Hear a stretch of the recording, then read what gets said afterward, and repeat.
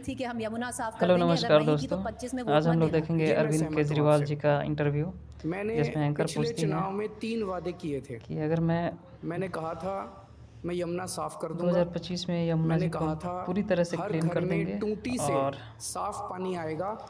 पूरे आप दिल्ली में ओक लगा के पानी पी लेना, स्वच्छ सीधे पानी टूटी से 24 घंटे साफ पानी आएगा। हर और घर घर तीसरा मैंने कहा था पहुंचाएंगे। कि दिल्ली की सड़कों को हम बिल्कुल यूरोपियन अंदाज में बहुत तरह के शानदार वादे सड़कें किए बना हैं देंगे। मैं ये तीनों काम नहीं कर और पाया देखिए पूरा इन 5 वीडियो साल में के क्या अंदर। क्या बात बताते उसका हैं। कारण था पहले 2 ढाई साल 3 साल कोरोना हो गया, और उसके बाद ये इस फर्जी केस के अंदर एक एक करके हमारे जो इम्पोर्टेंट सदस्य थे टीम के, एक एक करके इन्होंने जेल में डाल पूरा दिया। वीडियो को फुल तो ये वॉच तीनों कीजिए। काम मेरे पेंडिंग है। अब मैं जनता के बीच में इंटरव्यू में जाके बहुत मज़ा इसको आएगा। स्वीकार करूंगा कि मैं ये 3 काम जो मेरे दिल के क्लोज हैं और शायद दिल्ली की जनता के भी क्लोज हैं, ये 3 काम मैं पिछले 5 साल में नहीं कर पाया। लेकिन मेरे पास पूरा प्लान है और पैसा है सरकार के पास इसको इम्प्लीमेंट करने का। एक मौका और दीजिए, अगले 5 साल के अंदर इसको मैं ज़रूर कर दूंगा। पर अरविंद जी, बात बात ये भी है, क्योंकि 15 में आपको 70 में से 67 आपको, मतलब हिस्टोरिक मैंडेट मान लीजिए, 20 में आपको 62 मिले फ्रॉम 70, हिस्टोरिक मैंडेट मान लीजिए।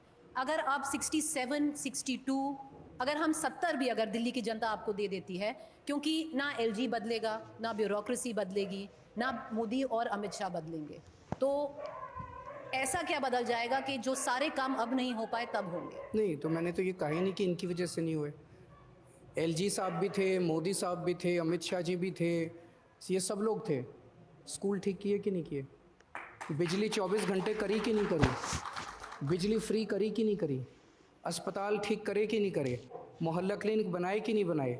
पानी ठीक करा कि नहीं करा? ये सारे काम करे। इन सब अड़चनों के बावजूद अड़चनें तो आएंगी, पर ये अड़चनें काम बिल्कुल होने नहीं। अड़चनों की वजह से हो सकता है 2 दिन का काम 4 दिन में हो, लेकिन काम सारे होंगे, ये मेरी गारंटी है। पर अरविंद जी, फिर जो दिल्ली की जनता इन अड़चनों में कहीं में फंस जाती है। कोई नहीं फंसती। जिस किस्म की सरकार अभी दिल्ली के अंदर चल रही है, मैं एक ही चीज़ पूछना चाहता हूँ। जी, 2014 की गर्मियाँ आज भी मेरे को याद हैं। 8 से 10 घंटे के पावर कट रोज रात को लगते थे 2014 में। 2015 फरवरी में हमारी सरकार बनी, 2-3 साल लगे। मैं और सतिंदर जैन दिल्ली में घूम घूम के हमने खड़े होके तार बदलवाए हैं, ट्रांसफार्मर चेंज करवाए हैं, सारा सिस्टम दुरुस्त किया है। आज दिल्ली के अंदर 24 घंटे बिजली आती है, और दिल्ली देश का अकेला राज्य है, अकेला शहर है जहाँ पे 24 घंटे बिजली आती है। बीजेपी की 20 राज्यों में सरकार है, 20 राज्यों में, और कई कई राज्यों में तो 20-20 साल से सरकार है। एक भी राज्य में इनकी 24 घंटे बिजली नहीं आती। जो काम ये 20-20, 25-25 साल से नहीं कर पाए, वो काम हम लोगों ने 10 साल के अंदर करके दिखा दिया। अब अगर लोगों ने गलती से बीजेपी को वोट दे दिया, दिल्ली में फिर पावर कट लगने चालू हो जाएंगे 8-8, 10-10 घंटे के।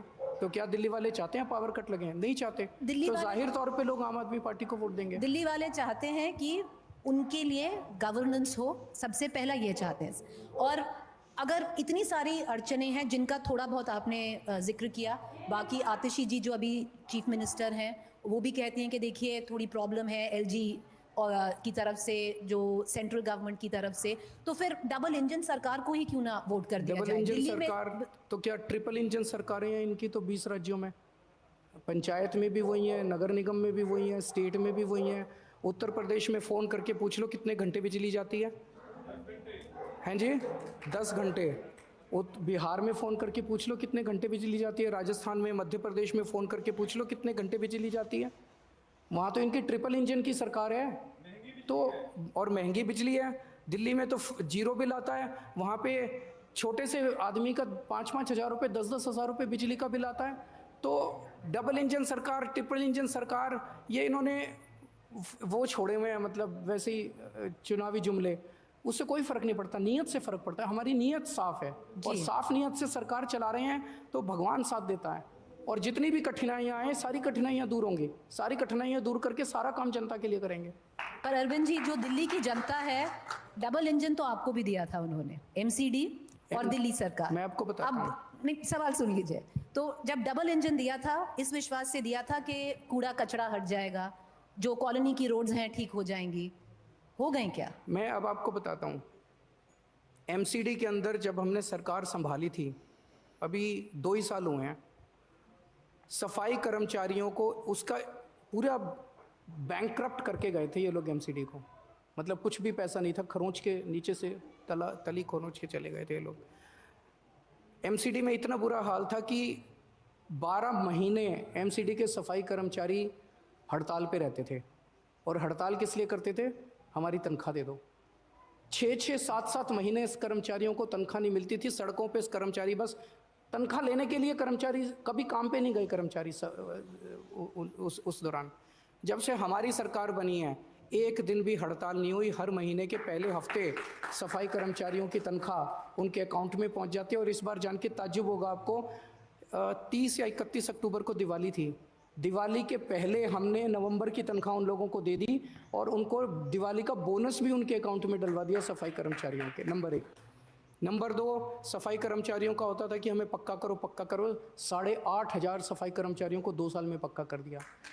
अब धीरे धीरे इसकी पोजीशन को मैं आपकी जानकारी के लिए बता दूं, जो ये कूड़ा उठाने वाली कंपनियां हैं, इनका पता नहीं कितना बकाया छोड़ के गए हैं ये लोग एमसीडी के ऊपर। वो सारा बकाया धीरे धीरे पूरा कर रहे हैं। और 5 साल दिए हैं ना आपने हमें, 5 साल दे दो, अच्छे से दे दो। अभी एकदम से 2 साल के बाद आप हमारा ये अकाउंटेबिलिटी मत लो।